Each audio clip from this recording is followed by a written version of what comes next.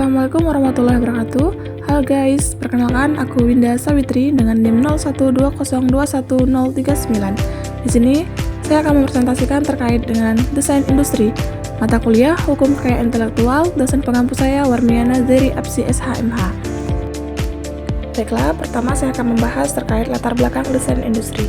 Jadi yang melatar belakangnya desain industri sendiri melindungi tampilan estetika produk, termasuk bentuk dan pola yang memberikan nilai komersial. Perlindungan ini bertujuan untuk mendorong inovasi, meningkatkan daya saing, dan melindungi hak eksklusif desainer daripada tiruan. Nah, di Indonesia, desain industri sendiri diatur oleh Undang-Undang Nomor 31 Tahun 2000. Hal ini bertujuan untuk memberikan hak selama 10 tahun. Selanjutnya, kita akan memasuki pembahasan mengenai pengertian dan dasar hukum dari desain industri.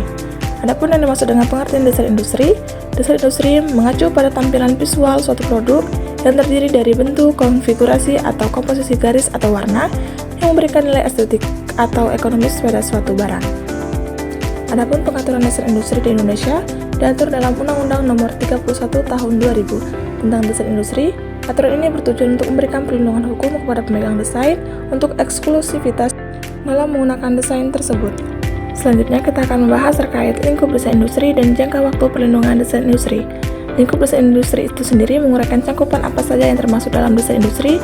Ini mencakup elemen-elemen desain yang dapat didaftarkan dan dilindungi seperti desain produk, kemasan, dan komponen-komponen yang dapat dipisahkan yang memiliki nilai estetika yang dapat diterapkan pada barang. Nah, di Indonesia sendiri perlindungan desain industri biasanya berlaku selama 10 tahun sejak tanggal pendaftaran. Pemegang hak desain dapat menikmati hak eksklusif selama periode ini untuk memanfaatkan atau melisensikan desainnya. Selanjutnya kita akan membahas terkait dengan pelanggaran dan sanksi. Nah, yang menjadi pelanggaran dari desain grafis terjadi ketika seorang menggunakan desain yang dilindungi tanpa izin dari pemegang hak. Ini dapat mencakup produksi, penjualan, dan distribusi barang yang menggunakan desain tanpa hak. Adapun sanksi bagi pelanggar desain industri, terdapat sanksi hukum yang dapat berupa denda atau hukuman penjara berdasarkan ketentuan yang berlaku dalam undang-undang. Pembahasan selanjutnya kita akan membahas prosedur pengajuan permohonan. Adapun langkah-langkah prosedur pengajuan permohonan, yang pertama, pengumpulan dokumen yang diperlukan seperti gambar atau sketsa lain, deskripsi yang jelas, serta bukti bahwa desain tersebut belum pernah dipublikasikan sebelumnya. Kedua, pemohon dapat mengajukan ke Direktorat Jenderal Kekayaan Intelektual atau DJKI dan membayar biaya yang diperlukan. Terakhir, kita akan membahas terkait dengan kesimpulan dan saran. Adapun kesimpulan daripada desain industri ialah memberikan perlindungan hukum bagi aspek estetik, produk, dan meningkatkan daya saing di pasar. Perlindungan desain industri di Indonesia berlaku selama 10 tahun berdasarkan Undang-Undang Nomor 31 Tahun 2000. Pelanggaran hak desain industri dapat dikenakan sanksi hukum berupa denda atau pidana. Prosedur pendaftaran desain industri sendiri sederhana, namun memerlukan pemahaman yang baik.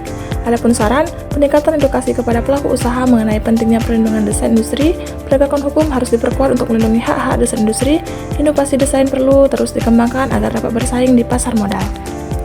Sekian penyampaian materi dari saya Winda Sawitri dengan NIM 0120121039 dengan dosen pengampu Warmiana Zeri Apsi SHMH, mengucapkan terima kasih banyak atas perhatiannya. Semoga materi ini dapat bermanfaat bagi kita semua.